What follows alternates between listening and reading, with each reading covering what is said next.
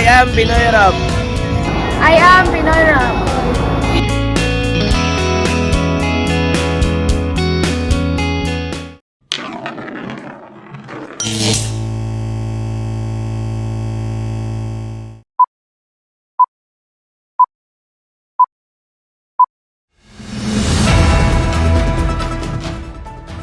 Weather headlines, weather forecast, Tropical Caribbean posibleng magdulot ng malaking epekto sa Pilipinas.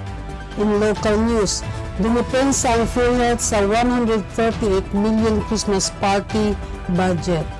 Pinangunahan ni Mayor Clarix ang pamamahagi ng mga titulo ng lupa sa mga survivor ng Sendong sa Barangay Baluban. Ikalabing-tatlong taon ng Bagyong Sendong ipinagbunyi. Biktima mula sa vigil na sagasaan ng truck at pumanaw. For the national, si Mary Jane Buloso ay babalik sa Pilipinas sa Miyerkules. On international, hindi target ng deportation policy ni Trump ang mga law-abiding na Pilipino sa US ayon sa opisyal ng DFA. Entertainment, mga tungkulin ni Chelsea Manalo bilang Miss Universe Asia. Sports, para siyang roller coaster DJ kagulangan, reflects on his UP journey. International feature, 16 na taong gulang na naaresto kaugnay sa quadruple homicide sa New Mexico. National feature, naprobahan ng Pilipinas ang makasaysayang kasunduan ng depensa kasama ang Japan. Trivia, pinakamalinis na bansa sa mundo. If you find this segment informative, please click the thumbs up button and subscribe to stay updated with our latest news, and share this broadcast to your friends and family. Your support helps us keep you informed. Help us get our first 10,000 subscribers. Your engagement matters. Liking, sharing, and subscribing to our content not only helps more people discover the important stories we bring you, but also supports our team's hard work. It boosts our visibility in the algorithm, making it easier for others to find ways to stay informed. Plus, it helps us generate more resources to continue delivering the news you rely on. Thank you for being part of our community.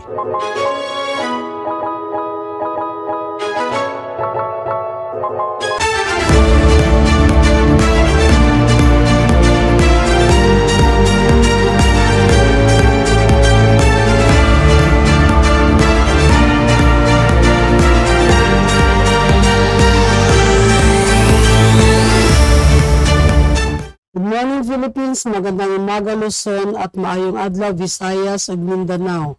Ngayon ay Huwebes, Disyembre 19, 2024. Ako ang inyong tagapagbalita, Tina Gomez Gallego.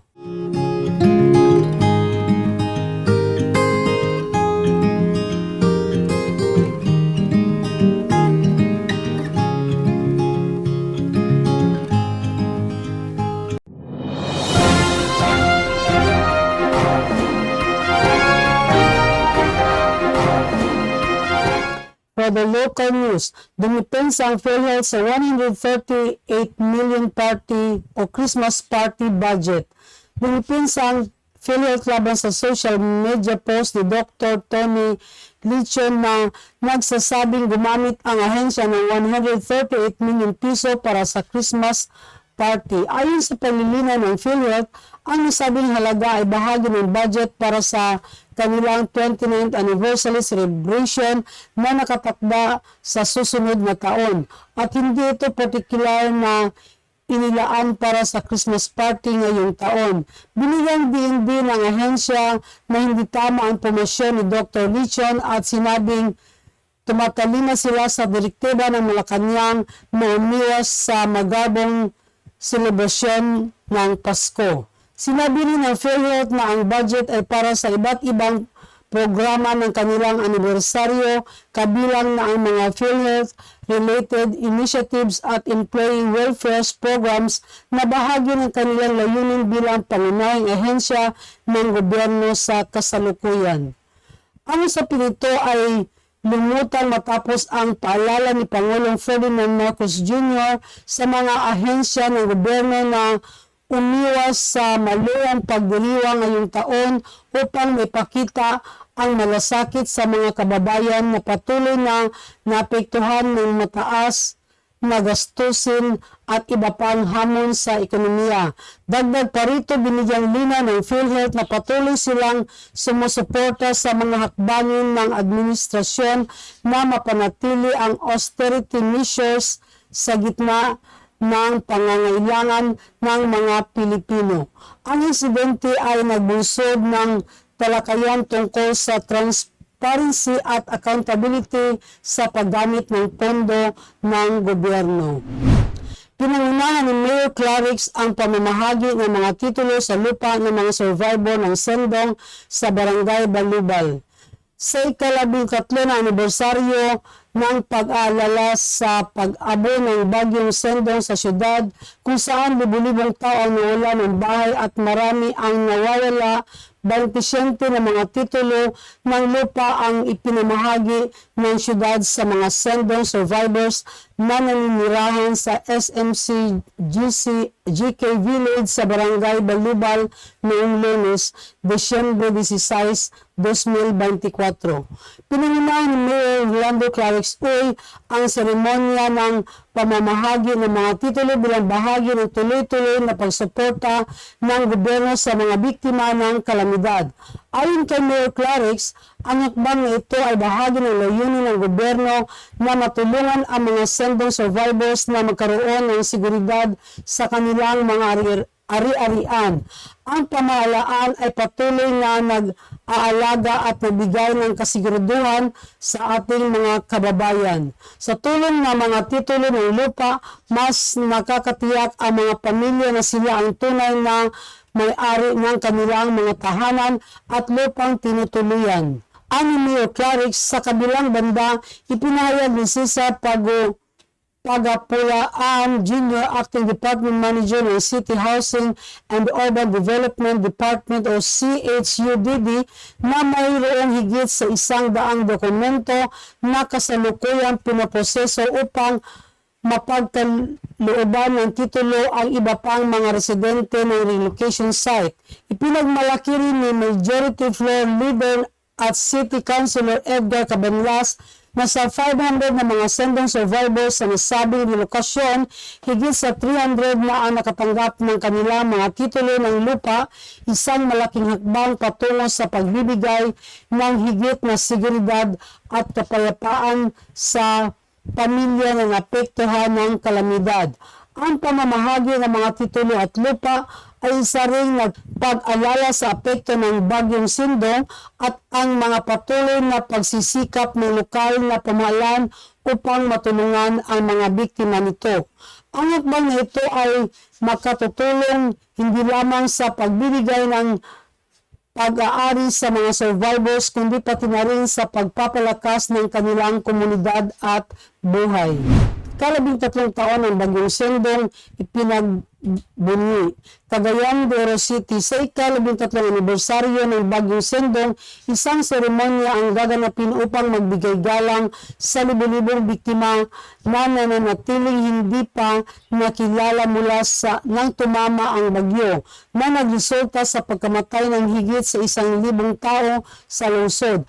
Ang kaganapan ito ay isinasagawa ng City Council katuwang ang simbahang Katoliko, iba pang relihiyosong sekta at mga pamilya ng nasawing residente na na-recover ngunit hindi nakilala dahil sa kabiguan ng forensic analysis ng National Bureau of Investigation o NBI. Ayon kay Konsihala Goli Balaba, Chairperson ng Committee on Social Services, ang seremonya ay gaganapin alas 9:30 ng umaga sa City Memorial Park sa Bulunsuri, Barangay Kamamanaan. Isang mahalagang okasyon ito upang alalahanin ang mga biktima ng kalamidad. Ang bagyong ito na kilala sa international name na Tropical Storm Washi ay tumama noong December 16, 2011 na nagresulta sa pagkamatay ng 472 katao at nagdulot ng pinsala na tinatayang abot sa $98 million. Ang seremonya ay layunin magbigay ng pagsasara sa mga pamilyang patuloy na naghanap ng pagkilala at alaala sa kanilang mga mahal sa buhay na nawala sa trahedya. Biktimang nagmula sa vigil na sagasaan ng truck at pumanaw. Cagayan de Oro City, hindi na makakapagdiwang ng Pasko at hindi na makikita ang bagong taon ang mag-inang nasagasaan at namatay sa trailer truck sa Purok 4 Barangay Sinay, Lagindingan, Misamis Oriental. Ayon sa impormasyon na umabot kay Misamis Oriental Police Provincial Office Director Colonel Wilbur Salagoste, ang mga biktima ay nakilala bilang si Jenny Inco, 18 anyos at ang kanyang 11 anyos na pamangkin na si DJ Arbeliesa.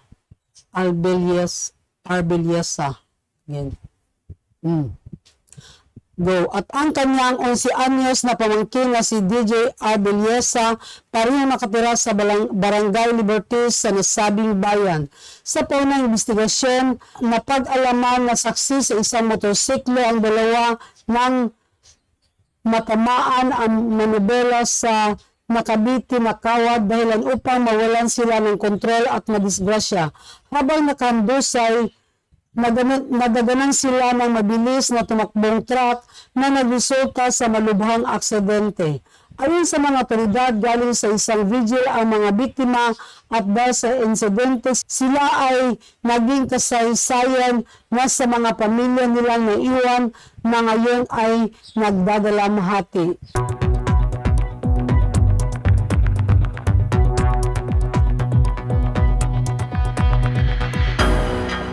Weather forecast.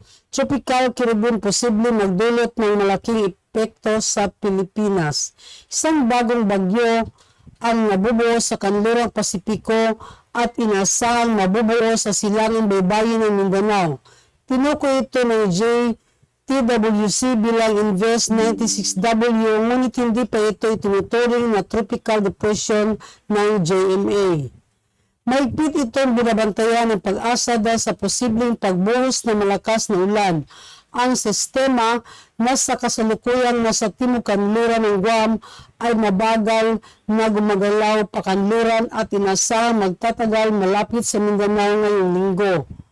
Ang mga lugar tulad ng Siargao, Leyte at Samar ay maaring makaranas ng malalakas na ulan habang mararamdaman din ang malakas na hangin at maalon na dagat sa timog silangang Luzon, silangang Visayas at hilagang silangang Mindanao.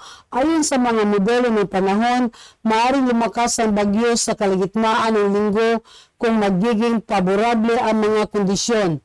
Posible ito magdala ng 200 to 300 mm na ulan na magpapataas ng panganib ng pagbaha. Ang mga residente sa mababang lugar ay pinapayuhang maghanda para sa posibleng paglikas. Subaybayan ang opisyal na balita at manatiling alerto sa lagay ng panahon. Bagamat walang palatandaan ng super typhoon, nananatiling posible ang malaking epekto ng bagyo.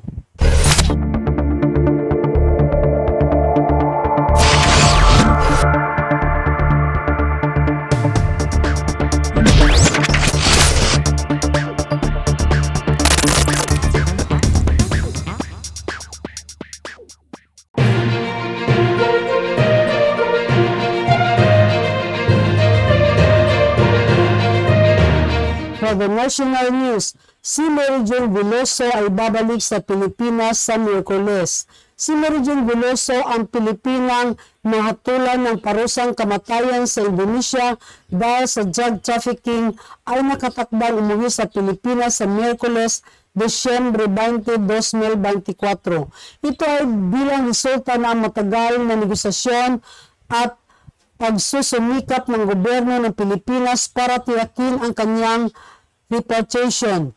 Nahuli si Veloso noong 2010 dahil sa pagtatangkang mag-smuggle ng heroin sa Indonesia at nananatili siya sa death row sa loob ng maraming taon. Sa kabila ng kanyang pagkakasala, nakatanggap siya ng huling sandali ng reprieve noong 2015 matapos makialam ang Pilipinas at ipinagpatuloy ang kanyang kaso. Ang kanyang pagbabalik sa Pilipinas ay bahagi ng isang kasunduan na maabot matapos ang mga taon ng negosasyon sa pagitan ng mga gobyerno ng Indonesia at Pilipinas. Pagdating niya sa Pilipinas, inasahang ipagpapatuloy ang mga legal na proseso at posibleng makakuha siya ng clemency, ngunit maghihintay pa siya sa kulungan sa kasalukuyan. Ang kaganapang ito ay tinuturing na tagumpay para kay Veloso at sa kanyang pamilya, pati na rin sa patuloy na pagsisikap ng gobyerno ng Pilipinas na protektahan ang mga mamamayan nito sa ibang bansa.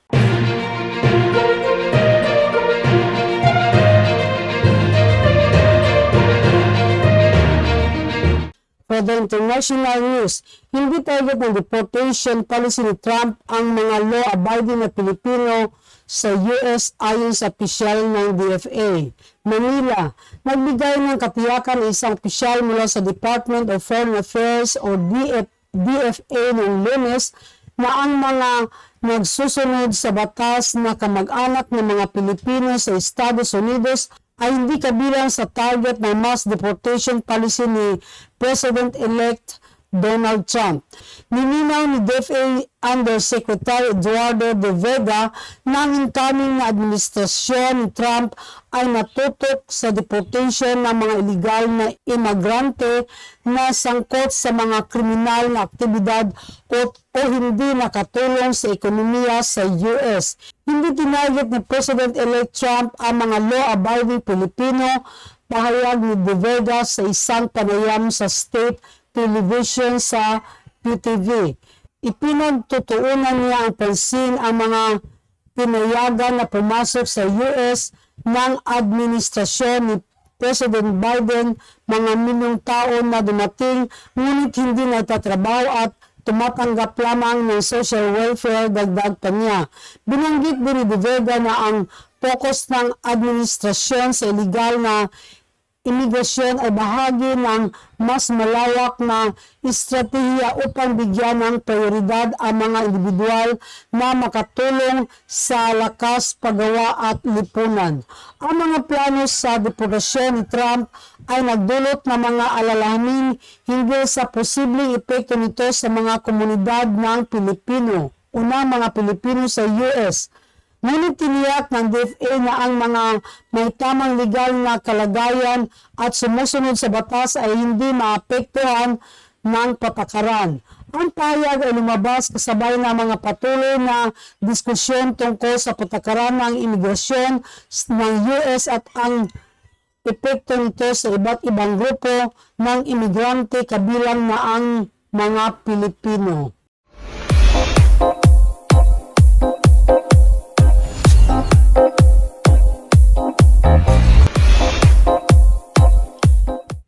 And for the entertainment, mga tungkulin ni Chelsea Manalo bilang Miss Universe Asia.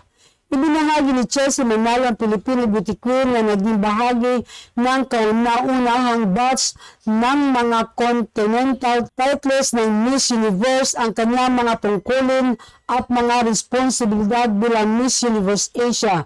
Bilang kinatawan ng kontinente ng Asia, kinikilala niya ang responsibilidad na magsulong ng mga advokasya, itaguyod ang palitan ng kultura at magsilbing inspirasyon sa mga kabataang kababaihan sa buong Asia na mangarap at magsikap. Higit pa sa pageantry, nakatuon din si Manalo sa pagtulong sa kanyang komunidad sa pamamagitan ng iba't ibang mga inisyatiba, pagpapalakas ng mga kababaihan at pagpapataas ng kamalayan tungkol sa mga isyu tulad ng edukasyon at kalusugan ng kaisipan. Ang kanyang paglalakbay ay nagpapakita ng isang mas malawak na misyon upang gamitin ang kanyang plataforma para sa positibong pagbabago habang patuloy na nirepresenta ang mga halaga ng lakas, tibay at kagandahan ng Asya sa pandaigdigang entablado.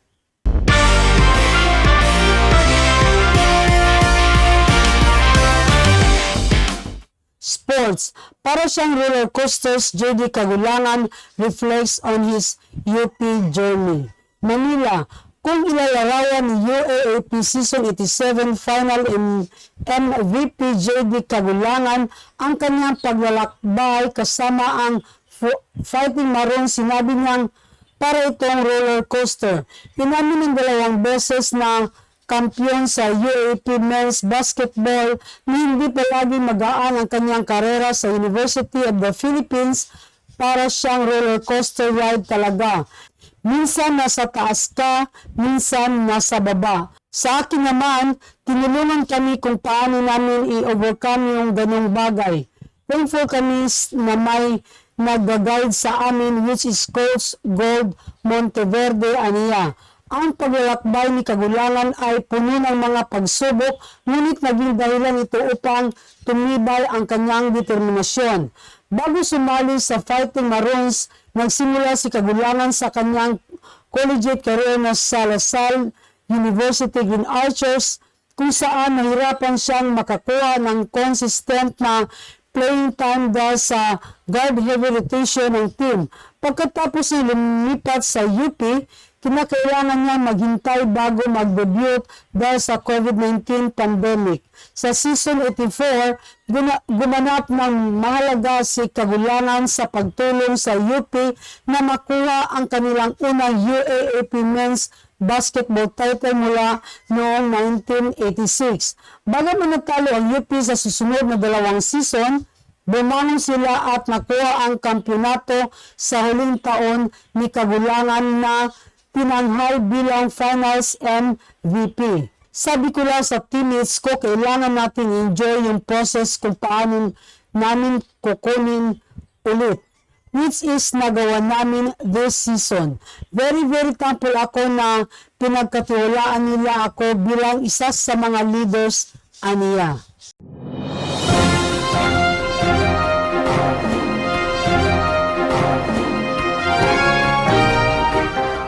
International feature. 16 na taong gulang na naaresto kaugnay sa quadruple homicide sa New Mexico. Isang 16 taong gulang na batang lalaki mula sa Belen, New Mexico na nasa kustodya matapos ang di umano'y pagpatay sa 4 na miyembro ng kanyang pamilya. Ayon sa mga otoridad, tumawag ang teenager sa 911 noong madaling araw ng Sabado at inamin na pinatay niya ang kanyang pamilya. Pagdating ng mga opisyal sa bahay, nakita nila ang palabas ng bahay ang teenager. Lasing at may mga kamay na nakataas. Sa loob ng bahay, natagpuan ng mga deputy ang mga bangkay ng 4 na biktima, sina 42 taong gulang na si Leonardo Liva, 35 taong gulang na si Adriana Bencomo, 16 anyos taong gulang na si Adrian Liva at 14 anyos gulang na si Alexander Liva, na lahat ay may mga sugat mula sa tinatayang pamamaril. Isang hanggan ang natagpuan sa ibabaw ng lamesa sa kusina. Ang mga biktima ay ang mga magulang at 2 kapatid ng suspect ayon sa mga lokal na opisyal. Ang teenager ay naharap sa mga kaso ng 4 na bilang ng unang degree na pagpatay. Ang mga ma-shooting ay patuloy na isang malupit na realidad sa Estados Unidos kung saan patuloy na tumataas ang karahasan dulot ng baril. Sa taong ito lamang nagkaroon ng hindi bababa sa 484 na mass shootings, mga insidente na mayroong hindi bababa sa 4 na biktima, patay man o sugatan. Ang pagtaas ng karahasan ito ay may kaugnayan sa mga relax na batas sa baril at mga malawak na pagkalat ng mga armas na kadalasan ay higit pa sa bilang ng mga tao.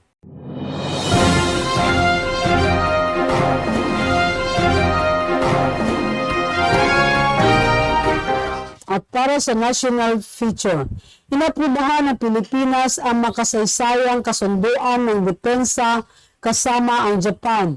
Manila. Noong Lunes, opisyal na inaprubahan ng Pilipinas ang isang mahalagang kasunduan sa depensa kasama ang Japan na magpapahintulot sa parehong bansa na mag-deploy ng mga tropa sa iba't ibang bilang bahagi ng kanilang pagsusumikap na palakasin ang ugnayan upang labanan ang lumalakas na impluwensya ng China. Ang Pilipinas at Japan ay matagal ng mga kaalyado ng Estados Unidos na nagsusumikap na palakasin ang isang network ng mga alyado upang tutulan ang mga territorial na paghabol ng China sa Pacific.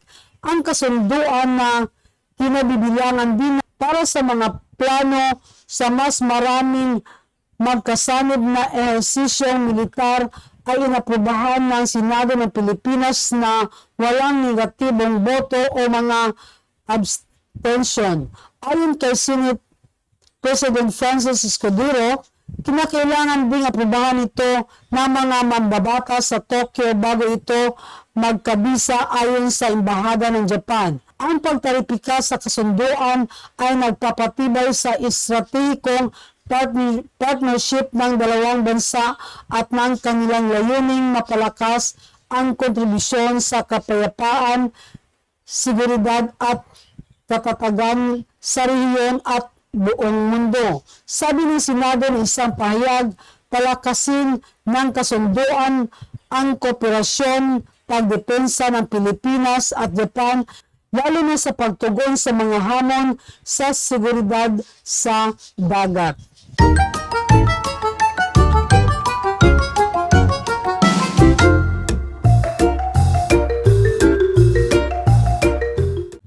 At para sa trivia, ang pinakamalinis na bansa sa mundo. Ang Estonia ay itinuturing na pinakamalinis na bansa sa mundo para sa ilang mga dahilan. Una, ito ay may pinakamalinis na hangin sa buong mundo.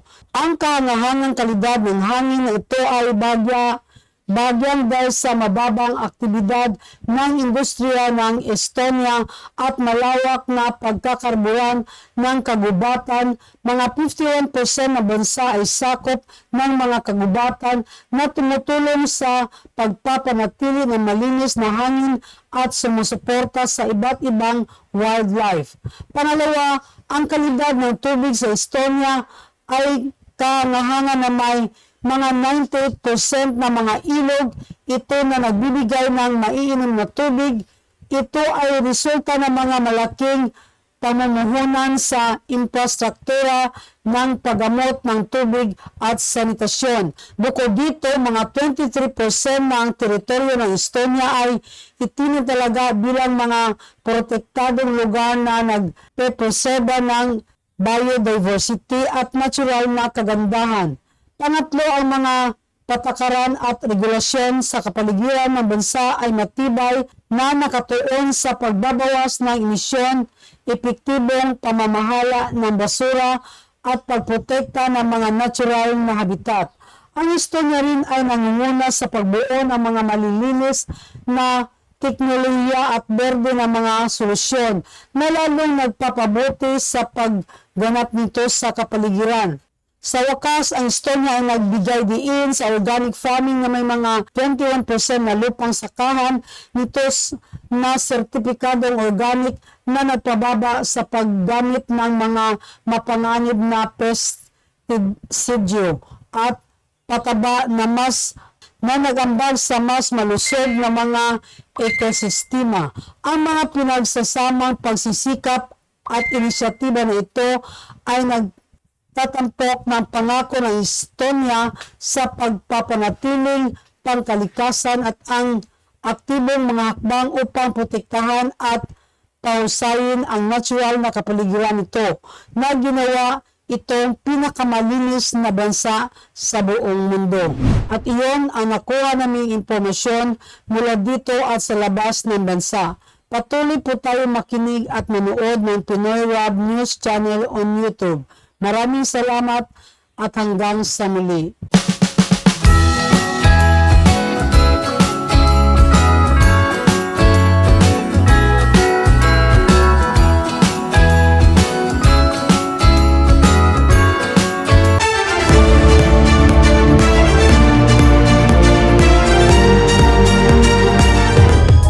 If you find this segment informative, please click the thumbs up button and subscribe to stay updated with our latest news and share this broadcast to your friends and family. Your support helps us keep you informed. Help us get our first 10,000 subscribers. Your engagement matters. Liking, sharing, and subscribing to our content not only helps more people discover the important stories we bring you, but also supports our team's hard work. It boosts our visibility in the algorithm, making it easier for others to find ways to stay informed. Plus, it helps us generate more resources to continue delivering the news you rely on. Thank you for being part of our community.